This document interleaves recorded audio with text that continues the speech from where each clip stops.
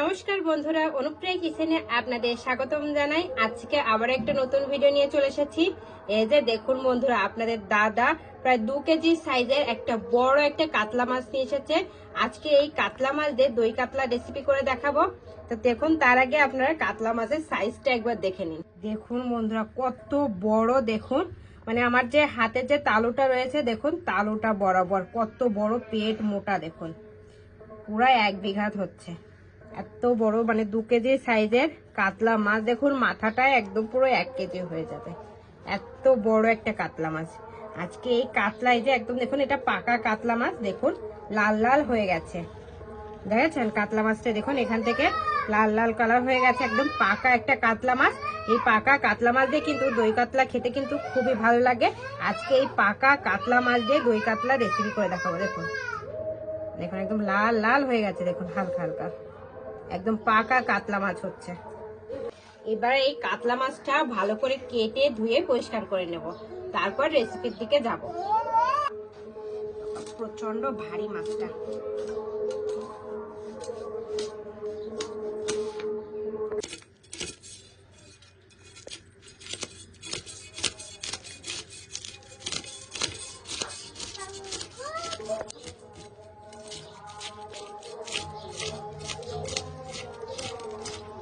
মাছের আঁশটা ছাড়ানো হয়ে গেছে, এবার মাছটা পিস পিস করে কেটে নেব।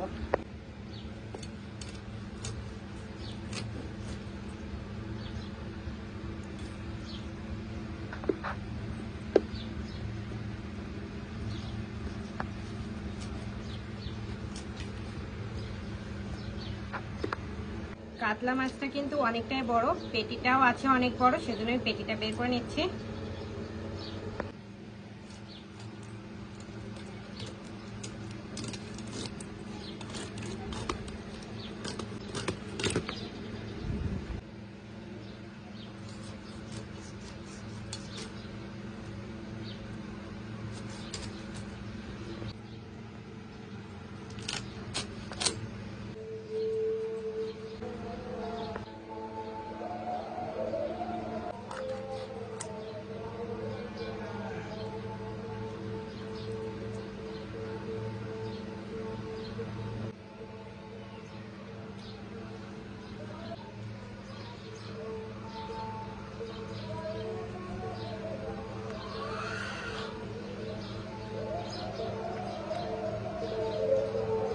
পেটিটা মাত্র 2 টুকরোই করছি। এটির মাঝে কিন্তু দই কাতলাটাই কিন্তু খুব ভালো লাগে। এই যে মাছটা কেটে নেওয়া হয়ে গেছে, এবার মাছটা ভালো করে ধুয়ে পরিষ্কার করে নিয়ে আসবো। এই যে দেখুন বন্ধুরা, মাছগুলো আমি ভালো করে ধুয়ে পরিষ্কার করে নিয়ে এসেছি। এই পেটির মাছগুলো আমি নিয়েছি, দেখুন এই পেটির মাছগুলো দেখুন একদম কিন্তু পুরোট পুরোট রয়েছে। আর এই পেটির মাছটাই কিন্তু দই কাতলাটা খেতে কিন্তু খুবই ভালো লাগে, সেজন্য পেটির মাছগুলোই বেছে বেছে নিয়েছি। আর একটা যে পিঠের মাছ রয়েছে, এটাও রান্না করব, আর সঙ্গে পেটির মাছও রয়েছে। তো এগুলো এবার সাইডে রেখে দিই। তো প্রথমে আমি মাছটা একটু ম্যারিনেট করব, তারপরে এটা সাইডে রেখে দেব। একটু হলুদ গুঁড়ো, অল্প একটু লবণ, ভালো করে মাছে এবার হলুদ আর লবণটা মাখিয়ে নেব। আজকে দই কাতলাটা কিন্তু একটু অন্যরকম হবে, একটা সিক্রেট মশলা দিয়ে আজকে দই কাতলাটা বানাবো। খেতে খুবই টেস্টি লাগে। আপনারা অনেকভাবেই কিন্তু দই কাতলাটা বানিয়েছেন, কিন্তু গ্যারান্টি দিয়ে বলতে পারি এইভাবে কোনোদিনও দই কাতলাটা বানিয়ে থাকেননি। তো আজকে একবার হলেও বানাবেন। তো এর জন্য দেখুন বেশ কয়েকটা কাজু বাদাম নিয়ে নিয়েছি, একটা পাটা নোড়ায়, আপনারা চাইলে কিন্তু মিক্সির জারেও করে নিতে পারেন। 1 চামচের মতো গোটা সোপ, এই সোপটা দিলে পুরো টেস্টটা দ্বিগুণ হয়ে যায়। 2 চামচের মতন পোস্তর দানা,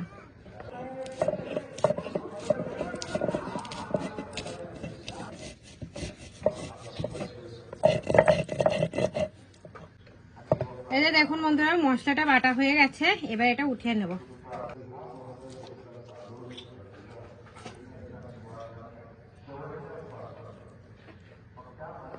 মশলাটা তো বাটা হয়ে গেছে, এবার হচ্ছে চুলোটা ধরিয়ে নেব।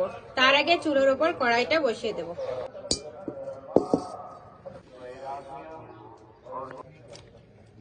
চুলোটা ভালোভাবে ধরে গেছে, কড়াইটা গরম হয়ে গেছে, কড়াইয়ের ভেতর খানিকটা পরিমাণ তেল দিয়ে দেব। এবার আগে থেকে ম্যারিনেট করা মাছগুলো ভেজে নেব। মাছগুলো কিন্তু একদম হালকা করে ভাজতে হবে, নইলে কিন্তু একদম মানে খেতে টেস্ট লাগবে না।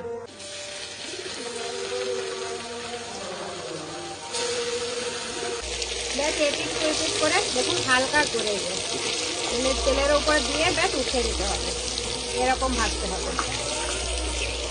দেখুন বন্ধুরা ঠিক এইভাবে হালকা ব্যাস লাল করে ভেজে নিতে হবে মাছের পিসগুলো। মাছের পিসগুলো ভাজা হয়ে গেছে, এবার উঠে নিচ্ছি। বাদ বাকি মাছের পিসগুলো ভেজে নিচ্ছি।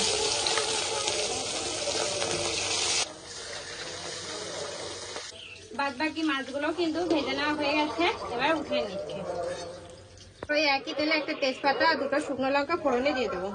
হালকা করে ভেজে এখানে কিন্তু সব বাটা ইউজ করব। এখানে পেঁয়াজ বাটা দিয়ে দিচ্ছি।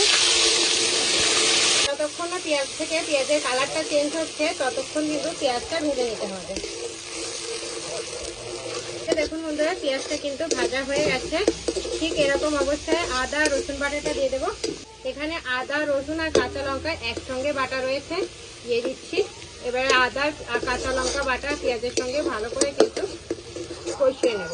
এটা দেখুন বন্ধুরা মশলাটা ভালোভাবে কিন্তু কষিয়ে নিয়েছি, একদম ভাজা ভাজা করে নিয়েছি। এবার গুঁড়ো মশলাগুলো দিয়ে দেবো। প্রথমে হলুদ গুঁড়ো, দই কাতলায় কিন্তু বেশি মশলা যায় না, ধনিয়া পাউডার আর স্বাদ মতো লবণ। এবার যে আমরা যে মশলাটা বেটে রেখেছিলাম সেই বাটা মশলাটা, অল্প একটু বাটি ধোয়া জল দিয়ে দেবো। এবার ভালো করে ব্যাস মশলাটা কষিয়ে নিতে হবে।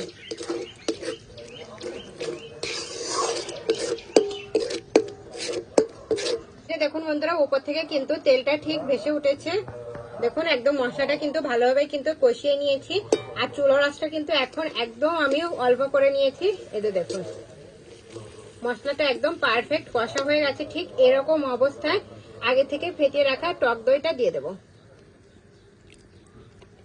টক দইটা দিয়ে ভালো করে মশলার সঙ্গে কষিয়ে নেব।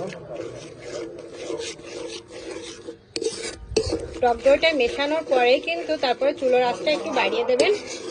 এই যে দেখুন বন্ধুরা দইটা দিয়ে মশলার সঙ্গে ভালো করে কষিয়ে নিয়েছি। দেখুন উপর থেকে কিন্তু তেলটা ছেড়ে দিয়েছে। ঠিক এরকম অবস্থায় অল্প জল দিয়ে দেবো, বেশি নয়। যে যেরকম ঘনত্বটা পছন্দ করেন সেই অনুযায়ী জল দিয়ে দেবেন। তো দেখুন এই বেশি জল দেয়নি, অল্প পরিমাণে জল দিয়ে দিয়েছি। ব্যাস এবার ঝোলে বলক আসা পর্যন্ত অপেক্ষা করবো। এই দেখুন বন্ধুরা ঝোলে বলক চলে এসেছে। এবার মাছগুলো দিয়ে দেবো। মাছটা দিয়ে 4-5 মিনিটের মতন রান্না করে নেব, কারণ মাছগুলো কিন্তু আমরা একদম হালকা করে ভেজেছি, তো মাছগুলো একটু কাঁচা থাকতে পারে, সেজন্য মাছগুলো এই ঝোলের ভিতরে কিন্তু রান্না করে নিতে হবে।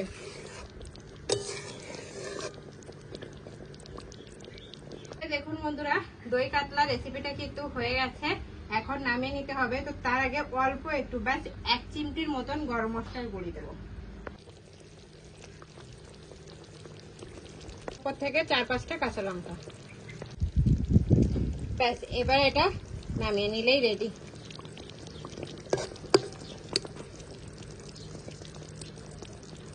এবার নামিয়ে নেব।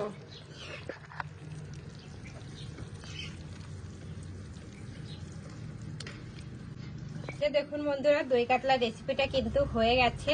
এখন আমি খেয়ে টেস্ট করে বলবো কেমন হয়েছে।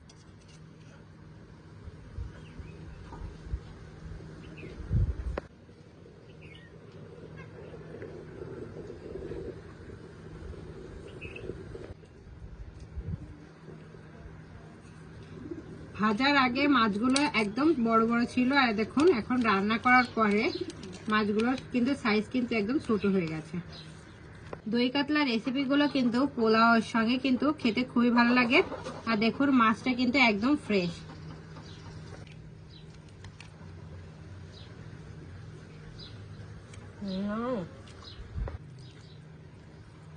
মাছটা একদম টাটকা।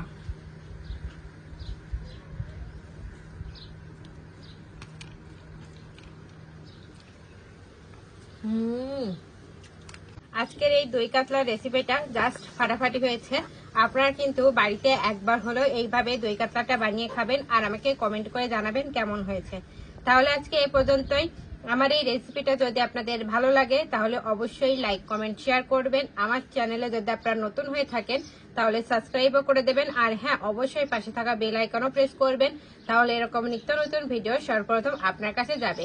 আর বাড়িতে একবার হলো এইভাবে দই কাতলাটা বানিয়ে খাবেন আর আমাকে কমেন্ট করে জানাবেন কেমন হয়েছে। তাহলে আজকে এই পর্যন্তই, নমস্কার।